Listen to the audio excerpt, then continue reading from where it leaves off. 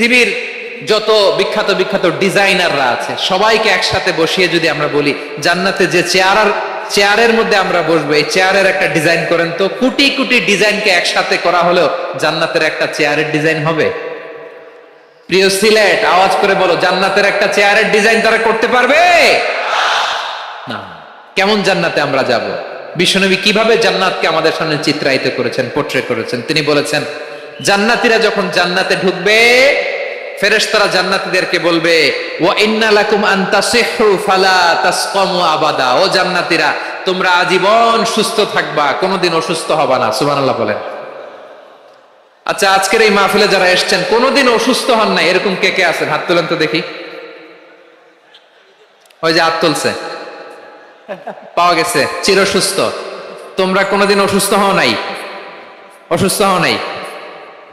তা তুমি আর জান্নাতে যে কি করবা? তুমি তো জান্নাতেই আছো তাইলে। ফেরেশতারা বলবে, ওয়া ইন্না লাকুম আন তাসিহু ফালা তাসকামু আবাদা। এটা এমন জান্নাত, চিরকাল সুস্থ থাকবা, কোনোদিন অসুস্থ হবা না। সুবহানাল্লাহ বলেন। ওয়া ইন্না লাকুম আন তাহইয়াউ ফালা তামুতু আবাদা। তোমরা অমর হবা, মৃত্যু তোমাদের স্পর্শ করবে না। সুবহানাল্লাহ। অমর হওয়ার জন্য আমরা কত কিছু করি। জান্নাতে গেলে অমর হওয়া যাবে, ঠিক কিনা বলেন? তোমরা চিরকাল বেঁচে থাকবা, তোমরা আর মরবা না। ওয়া ইন্না লাকুম আন তাশিব্বু ফালা তাহরামু আবাদা। তোমরা চির যুবক থাকবা, আর বার্ধক্য তোমাদের স্পর্শ করবে না। সুবহানাল্লাহ বলেন। এই দুনিয়ার সুখ আনন্দকে নষ্ট করে দেয় বার্ধক্য। মানুষ বুড়ো হতে চায় না। দেখবেন যে দাড়ি যার একটু সাদা হয়ে গেছে, কত ভাবে ওইটারে একটু লুকিয়ে রাখার ট্রাই করে, আছে না নাই? হ্যাঁ, এটারে কলপ দেয়, এটারে কেউ মেহেদি দেয়, এটারে কেউ কেটে কুটে। এই যে আমারও তো পাকতেছে এদিক দিয়ে, এ তো আজ থেকে 5 বছর আগেও তো কুচকুচে দাড়ি ছিল, চুল ছিল, রং ধরা যৌবন, জং ধরে শেষ। এই তো জীবন। This is the circle of life. এটাই লাইফ। এই যে পাকতেছে এইখানে পাকতেছে, দিস ইজ লাইফ। তো মানুষ বুড়ো হতে চায় না। এখন দেখবেন যে অনেক শ্যাম্পু বেরোইছে, শ্যাম্পু, অ্যান্টি এজিং শ্যাম্পু। কি এজিং? Anti ageing. ক্রিম বের হয়েছে, ক্রিম, অ্যান্টি এজিং ক্রিম। এটা বলে অ্যাট্রাকশন লাগায় আর কি, যে এটা মাখলে মানুষ আর বুড়ো হয় না, এই শ্যাম্পু দিলে মানুষ আর বুড়ো হয় না। ভারতের একজন ধনকুবের আছে, নাম শুনেছেন না? মুকেশ আম্বানি। ওনার স্ত্রী নীতা আম্বানি, আমি একটা নিউজে দেখলাম যে তিনি গোল্ড ওয়াটার খেয়েছেন। 1 বোতল গোল্ড ওয়াটারের দাম মোস্ট লাইকলি $60,000,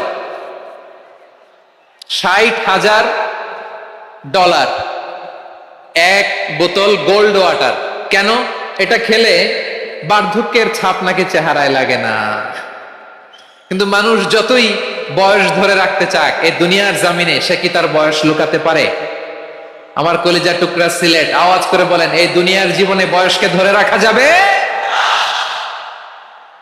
আপনি অমর হবেন জান্নাতে, চির সুস্থ হবেন জান্নাতে।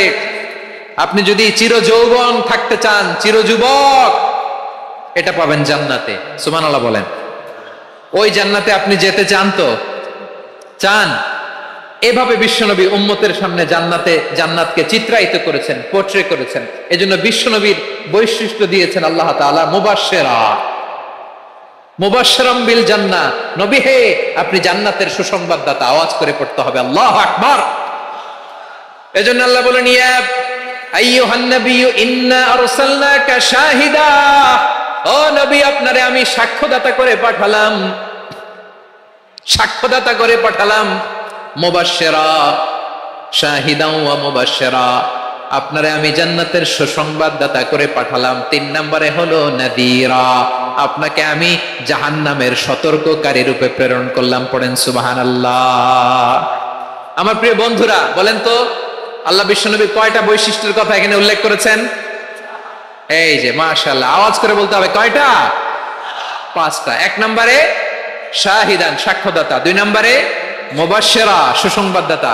3 নম্বরে আমরা আছি নাযীরা, তিনি হলেন সতর্ককারী, দ্য ওয়ার্নার। ওয়ার্নিং দিতে তিনি এসেছেন। হি ওয়াজ দ্য ওয়ার্নার, সতর্ক করতে, সাবধান বাণী দিতে তিনি এই জমিনে এসেছেন। ঠিক কিনা বলেন?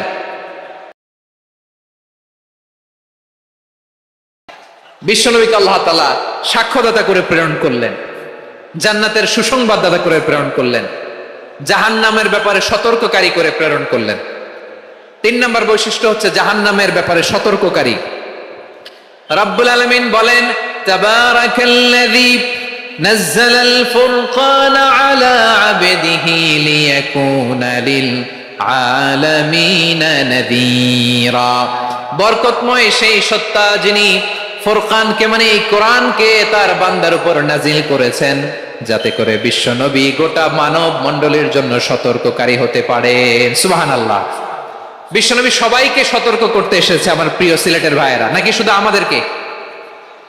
মুসলিম অমুসলিম, আস্তিক নাস্তিক,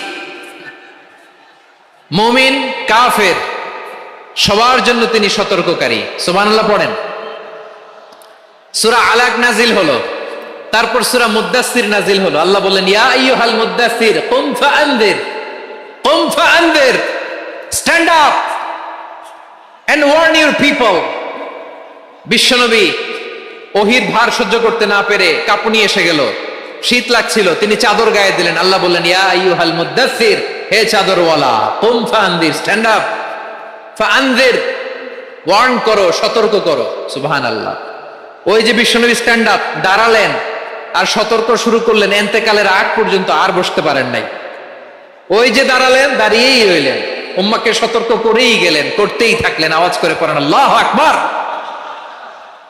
ওয়া আনদির আশীরাতাকাল আকরাবিন যখন নাজিল হলো, বিশ্বনবী সাফা পাহাড়ের চূড়ায় উঠে গেলেন, ডাকতে আরম্ভ করলেন, ও আমার বংশের লোকেরা, ও আমার সম্প্রদায়ের লোকেরা, আমি যদি বলি পাহাড়ের পেছনে একদল ঘোড়সাওয়ার তোমাদেরকে আক্রমণ করার জন্য রেডি হয়ে আছে, ও আমার মক্কাবাসী, আমার কথা তোমরা বিশ্বাস করবা নাকি? সবাই এক বাক্যে বলে দিল, বিশ্বাস করব।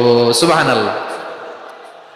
ও আমার মক্কাবাসী, আমি যদি বলি পাহাড়ের পেছনে একদল ব্যাটালিয়ন তোমাদেরকে অ্যাটাক করবে, আমি বললে বিশ্বাস করবা? মক্কাবাসী কি উত্তর দিয়েছিল জানেন?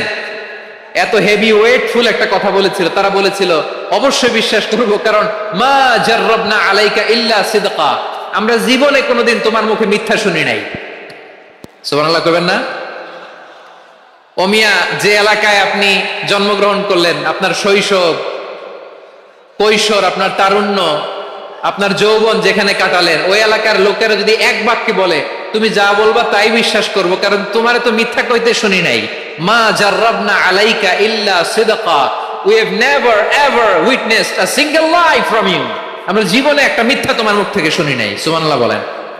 দেখেন, এই কথার মাধ্যমে এক বাক্যে বিগত 40 বছরের সার্টিফিকেশন হয়ে গেছে। কথা বলেন ঠিক কিনা? বিগত 40 বছর আমার নবী মক্কায় কেমন লাইফ লিড করেছেন, এক বাক্যে সার্টিফিকেশন, মা জাররাবনা আলাইকা ইল্লা সিদকা। তখন বিশ্বনবী বললেন, ফাইন্নী নাযীরুল লাকুম বাইনা ইয়াদাই আযাবিন শাদীদ, যদি আমার কথা বিশ্বাস করো তাহলে জেনে রাখো, যদি মূর্তি পূজা আর এই শিরকি কর্মকাণ্ড ছেড়ে না দিয়ে এক আল্লাহর পথে ফিরে না আসো, কঠিন আযাব তোমাদের জন্য অপেক্ষা করছে। আওয়াজ করে পড়েন আল্লাহু আকবার। ফাইন্নী নাযীরুল লাকুম বাইনা ইয়াদাই আযাবিন শাদীদ, ভয়ঙ্করতম শাস্তি তোমাদের জন্য অপেক্ষা করেছে, আমি সেই শাস্তির সতর্কতা দিতে এসেছি। তাহলে বিশ্বনবীর আরেকটা বৈশিষ্ট্য, তিনি সতর্কতাকারী। সুবহানাল্লাহ। তিনি সতর্ককারী, উম্মাকে রিমাইন্ডার দিতে এসেছেন, ওয়ার্নিং দিতে এসেছেন। আবার জাহান্নামীরা যখন জাহান্নামে যাবে, ফেরেশতারা ডেকে বলবে, ও কপাল পোড়া জাহান্নামীরা, জাহান্নামে কেন ঢুকলা? দুনিয়ার বুকে কি তোমাদেরকে সতর্ক করার জন্য কেউ আসে নাই? কুল্লামা উলকিয়া ফিহা ফাওজুন সাআলাহুম খাযানাতুহা আলাম ইয়াতিকুম নাযীর। সুবহানাল্লাহ পড়েন। আলাম ইয়াতিকুম নাযীর, কোন সতর্ককারী আসে নাই?